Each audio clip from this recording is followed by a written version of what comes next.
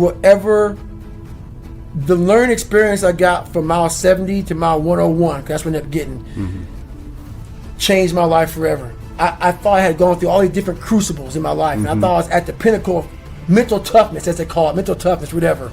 You know, mental toughness is a lifestyle. Yeah. It's not a class. So I was here, and I thought, man, I'm way up here mental toughness wise. My mindset's great. Mile 70, I sat down in this chair, and my nutrition was so bad. My plan was so messed up.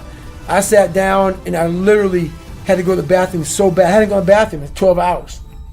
And that Ritz cracker was basically a Ritz cracker ball, because you know, without the proper water and I mean, I was just jacked up. So I sat there, and my ex-wife used to be, I don't know if she's or not, I don't know what she's doing now, but she was a nurse, and I was in bad shape. But I hadn't really gone to the bathroom that bad yet, not like I did afterwards. But the thing was, I couldn't get up. My mind was all messed up.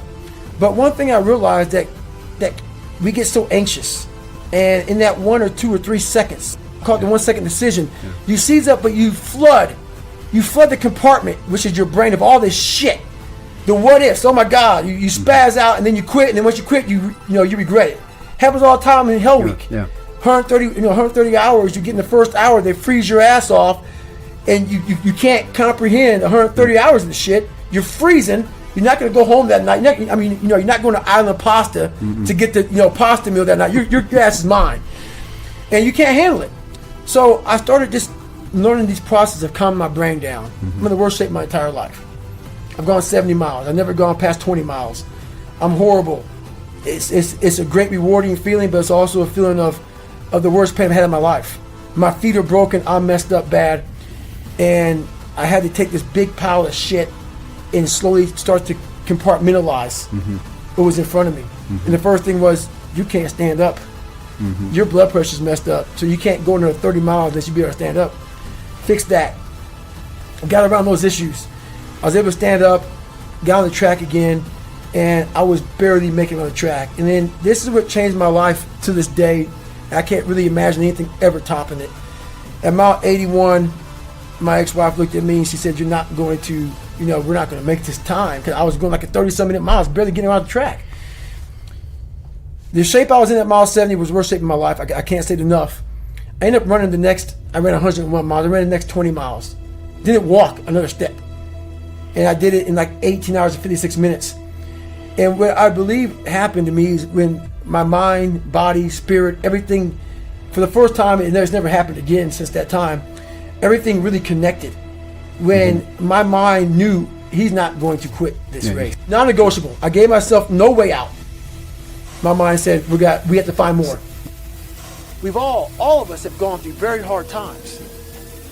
But when we're in a hard time, our mind has a way of forgetting what all we've overcome.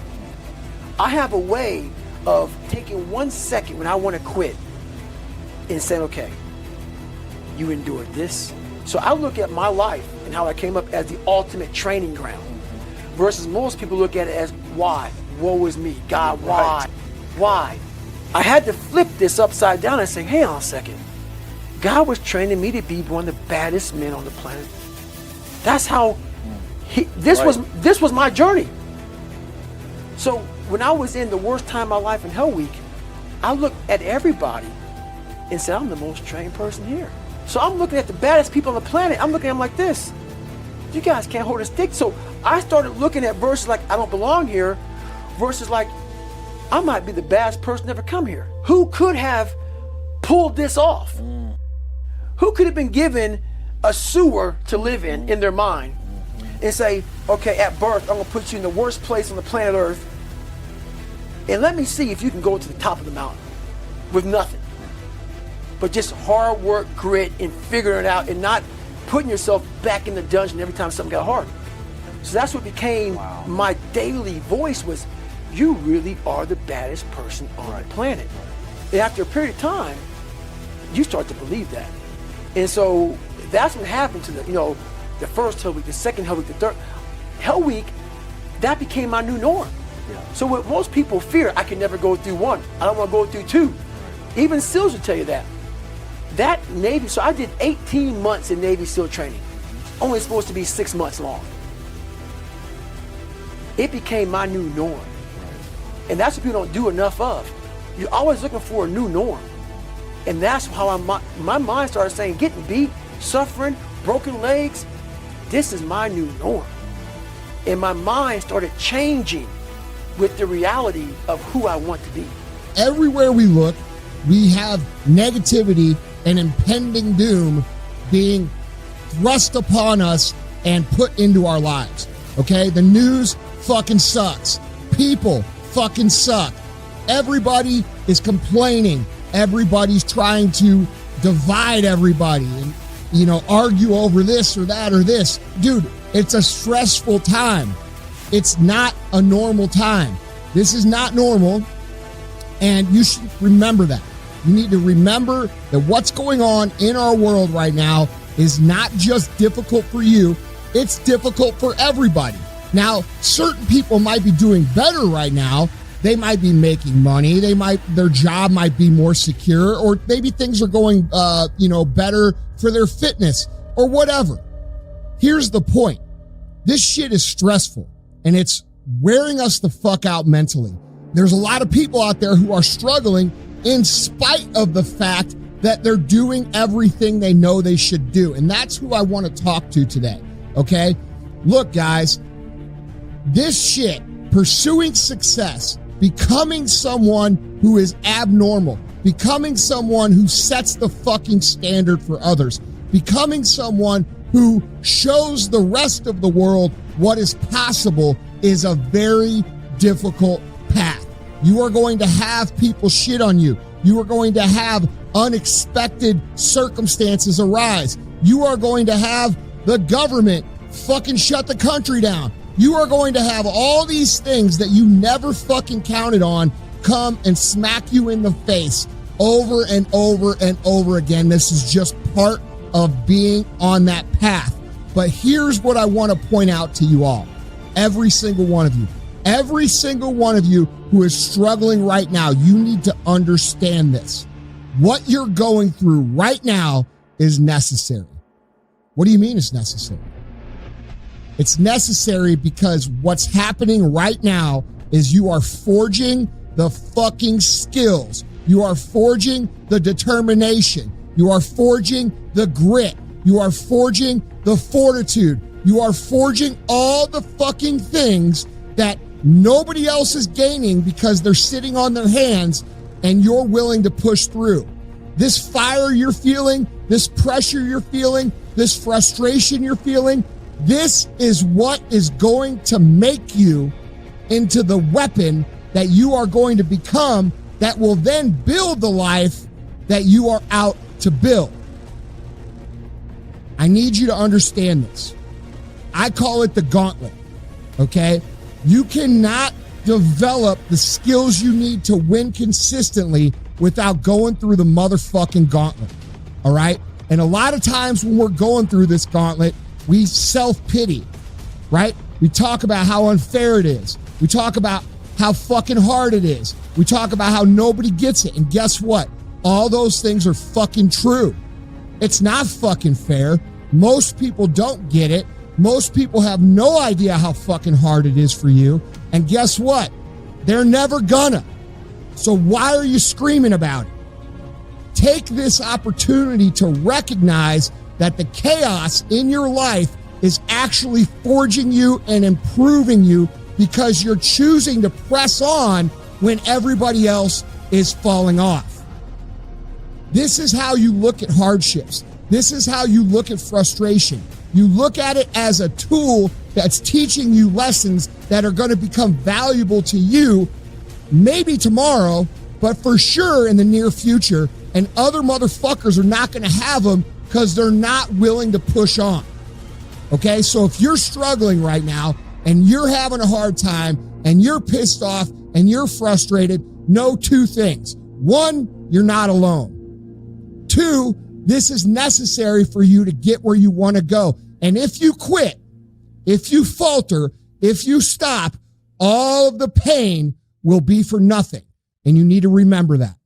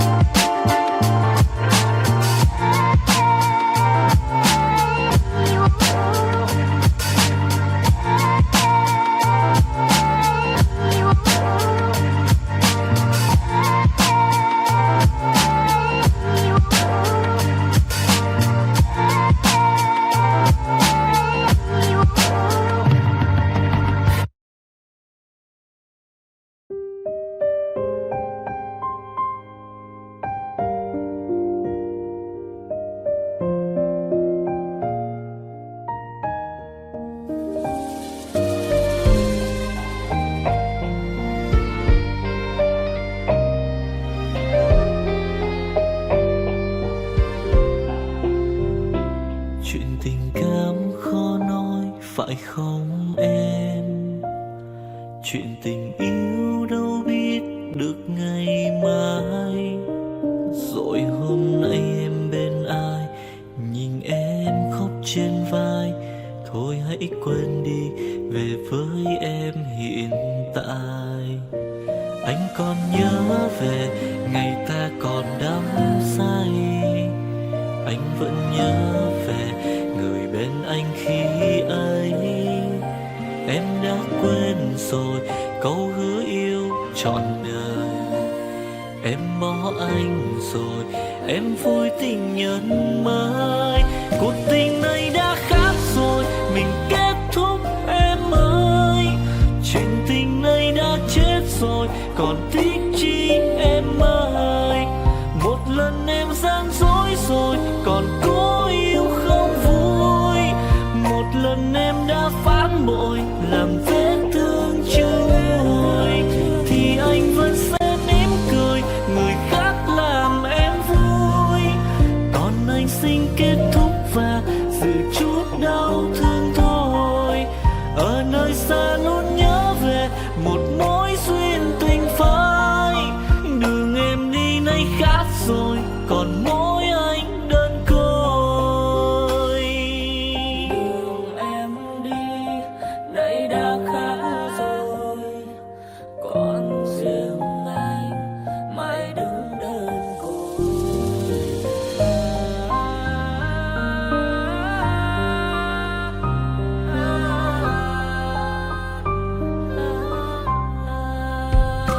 Anh còn nhớ về ngày ta còn đắm say.